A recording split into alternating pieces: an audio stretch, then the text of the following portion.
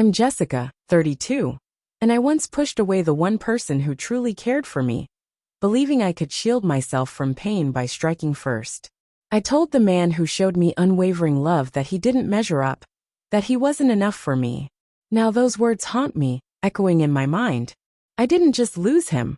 I lost the part of myself that felt secure in his presence. If you've ever dismissed someone's kindness as weakness or pushed away love because it felt too gentle, this is what it's like to realize the person you belittled is the one you can't stop longing for. Ethan was different from the men I usually fell for. He didn't command attention with arrogance or boast about wealth. Instead, he was steady, quiet, and kind. We met at a friend's gathering, and when he offered to walk me home, I teased, "What'll you do if trouble finds us? You don't seem like the fighting kind." He just smiled and said, "I'd rather be there to keep trouble away than fight it after." I brushed it off, but his words lingered. Ethan noticed the little things, my cat's quirky habits, the book I mentioned in passing, the cold I tried to hide. Once, he dropped off a thermos of tea with a note. "Rest up, and don't act tougher than you feel." He didn't seek to dazzle me, he sought to know me. His thoughtfulness unnerved me.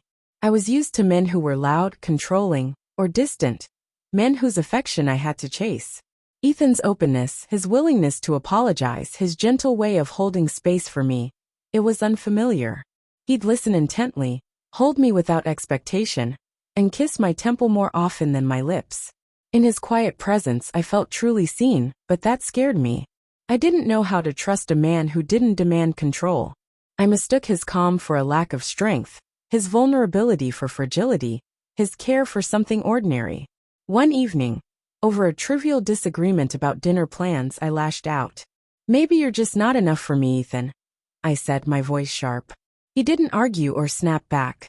He just looked at me, steady and sad, and said, "I hope you find what you're searching for." Then he walked away. No drama, no pleas, just silence. I thought he'd return, like always, with a small gesture to show he still cared. But days became weeks, then months. I stalked his social media, seeing him smile with friends, at ease with himself. He didn't erase our memories or block me. He simply moved on.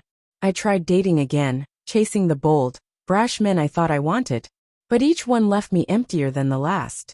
They demanded attention but offered little care, raised their voices but never lifted me up. With every fleeting connection, I saw Ethan's worth more clearly. He was enough, more than enough. He was brave enough to admit fault, strong enough to ask about my heart, and steadfast enough to show up even when I pushed him away. Now, I wince at the mention of his name. I pause when I see a jacket like his. I choke up hearing songs from the playlist he made me. I miss our lazy mornings, our deep conversations, the embrace that felt like home. Not because it was forceful, but because it was tender. When people ask if I regret it, I struggle to answer. I didn't just push Ethan away. I devalued his love, calling it insufficient when it was the most powerful thing I'd ever known. Ethan, if you're out there, I'm sorry. I was wrong. You were never lacking. You were the truest love I ever had. And I was too wounded to hold on to it. If you're with someone who sees you, who listens without judgment, who loves without demands, don't mistake their gentleness for weakness or their calm for dullness. Don't wait until they're gone to realize their value. When someone offers you their heart, and you call it not enough, you don't just lose them. You lose a piece of yourself.